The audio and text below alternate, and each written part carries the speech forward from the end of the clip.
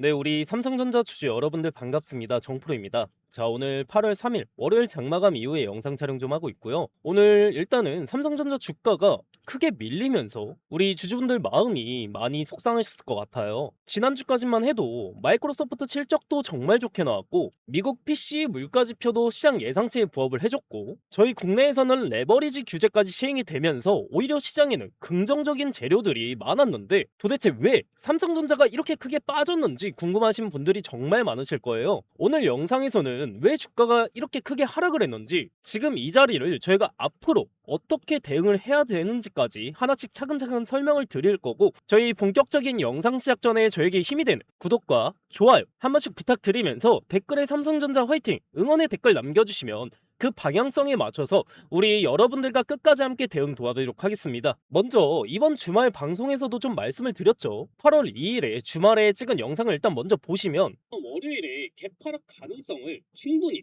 염두에 두고 대응을 해야 된다고 생각을 해요. 다만 이런 개파락이 나온다고 해서 무조건 겁먹고 저점에 던지는 대응은 오히려 좋지 않을 수도 있습니다. 오히려 장 초반에 변동성이 크게 나온 이후에 외국인과 프로그램 매매가 다시 돌아오는지 거래량이 살아나는지를 반드시 확인을 해야 되고, 그리고 기술적 반등이 나오는 구간, 그 타이밍에 일부 분할 매도와 현금 비중 조절도 충분히 고려를 해봐야 된다는 거죠.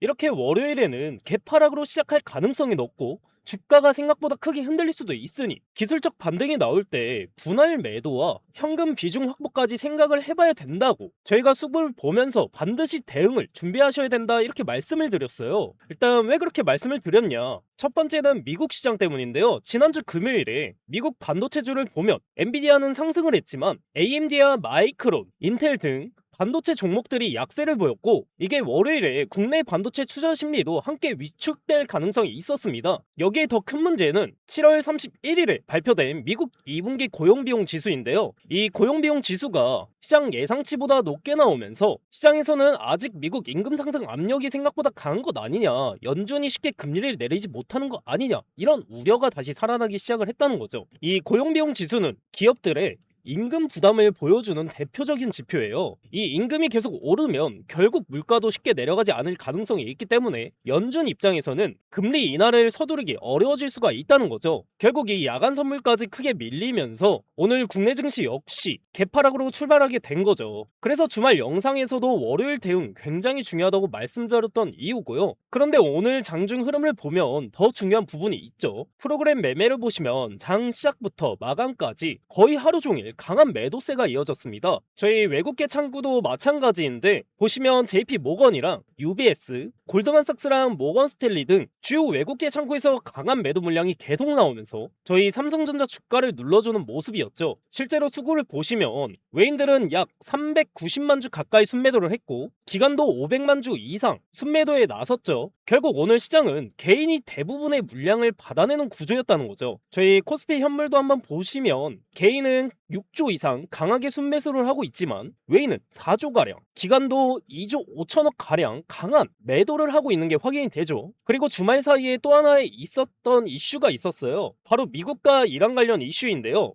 다행히 미국이 이란 추가 공습 계획을 보류를 했고 협상 재개 가능성이 다시 언급이 되면서 국제 유가는 빠르게 하락을 했습니다. 기사 보시면 실제로 빠르게 하락을 한 모습이고요. 하지만 전쟁 우려가 완전히 끝난 것은 아니죠. 아직 협상 재개가 실제로 이루어져야 하는 상황이고 언제든 다시 변수가 생길 가능성도 남아 있습니다. 하지만 최소한 시장 입장에서는 긴장이 다소 완화되면서 급등했던 국제유가가 다시 내려온 점은 긍정적으로 볼 수가 있다는 거죠. 국제유가가 안정되면 기업들의 비용 부담도 줄어들고 물가 부담도 완화될 가능성이 있기 때문이에요. 그리고 오늘 시장을 보면 한 가지 더 눈에 띄는 부분이 있죠. 저희 삼성전자나 SK하이닉스 같은 대형 반도체에서 빠져나온 자금이 로봇주를 비롯한 일부 테마주로 이동하는 모습이 나왔습니다. 이렇게 실제로 오늘 강한 상한가 종목들만 봐도 로봇 관련 종목들이 강세를 보였죠. 다만 이런 순환매가 시작됐다고 해서 삼성전자가 끝났다는 의미는 아니에요.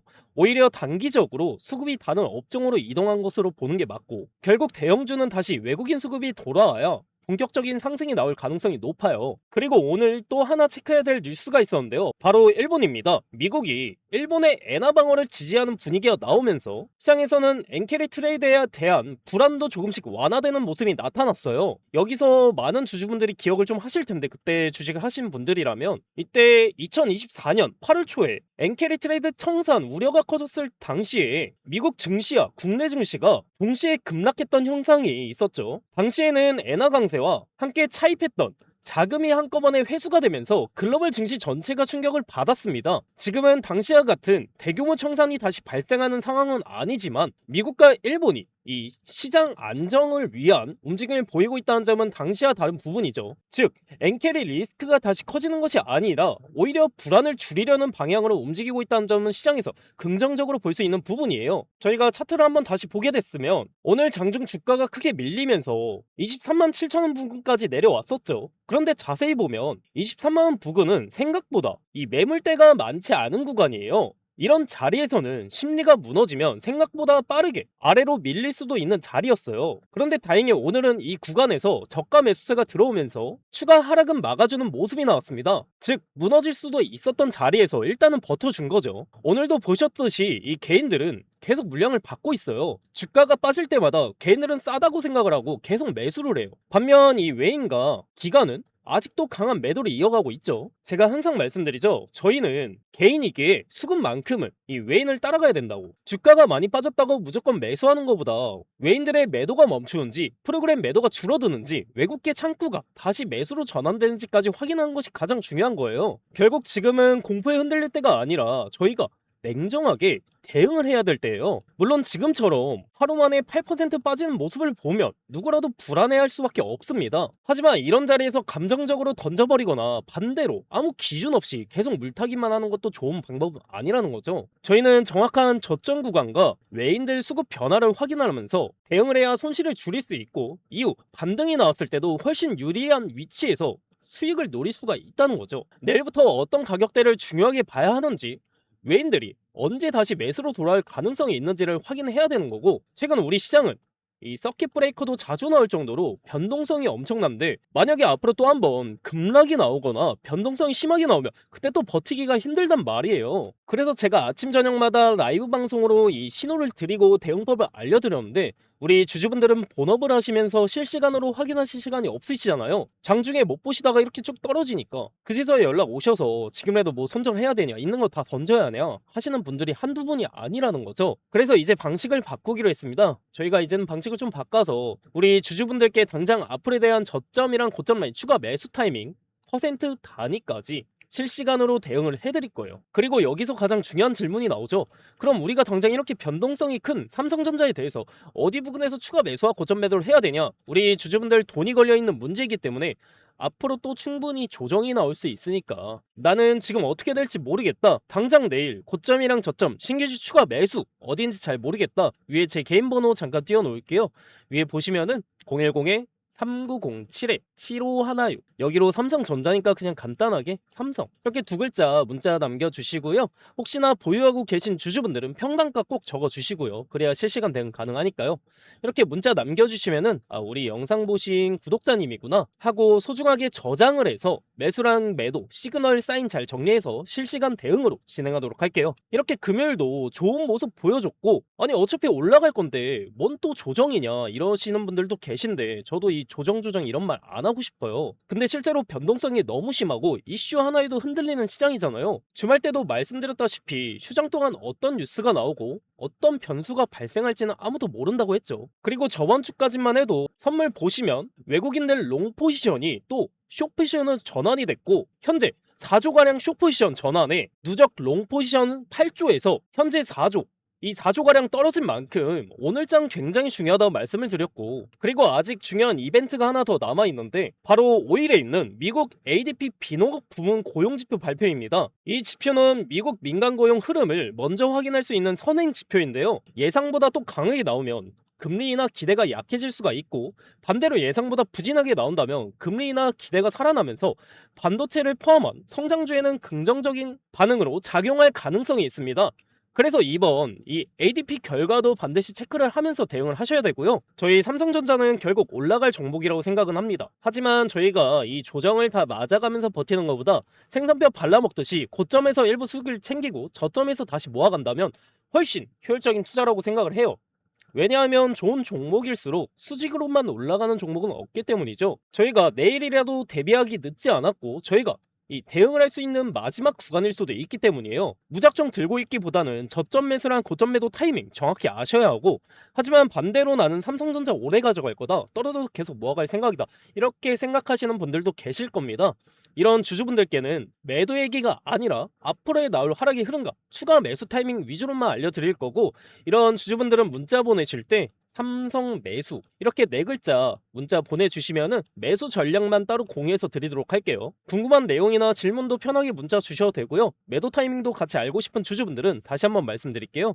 010에 3907-7516 여기로 삼성 이렇게 두 글자 문자 남겨주시면은 우리 영상 보신 구독자님이구나 하고 외인 동향이랑 대응점 사인 정보 브리핑해서 내일 오전중으로 빠르게 알려드리도록 하겠습니다. 그리고 제 영상 끝까지 시청해주신 우리 열정가득한 구독자님들 위해서 제가 또 이 선물 하나 준비해왔습니다. 이것도 받아가시면 좋을 것 같아요. 자, 오늘 제가 준비한 선물은 여러분들이 상당히 좀 흥미를 가지실 거예요. 2026년에 가장 핫한 테마가 바로 이 AI죠. 그 AI로 인해서 주목받는 핵심 부재료가 있습니다. 바로 냉각 분야인데요.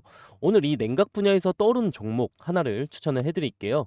이 종목이 박스권을 상당히 오래 지속하고 있었는데 최근에 이런 식으로 돌파 시도를 하면서 이 본격적인 상승 추세에 진입하는 모습을 보여주고 있어요. 그래서 아직까지 시장에 관심이 집중이 되지는 않았다. 그러니까 이제 상승 초입 구간에 위치해 있다는 점이 우리가 집중해야 될 이유가 되는 겁니다.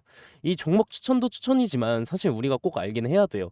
왜 지금 냉각 산업이 중요해지고 있는지, 그리고 시장 자금이 어떤 방향으로 움직이고 있는지, 이런 것들을 우리가 알고 있어야 종목 선정에 있어서 더 우위를 점할 수 있다는 거. 그래서 오늘은 이 냉각 산업에 대한 핵심을 쉽게 정리해서 말씀드리겠습니다. 자, 여러분들도 아시다시피 AI가 전 세계적으로 큰 관심을 받고 있죠.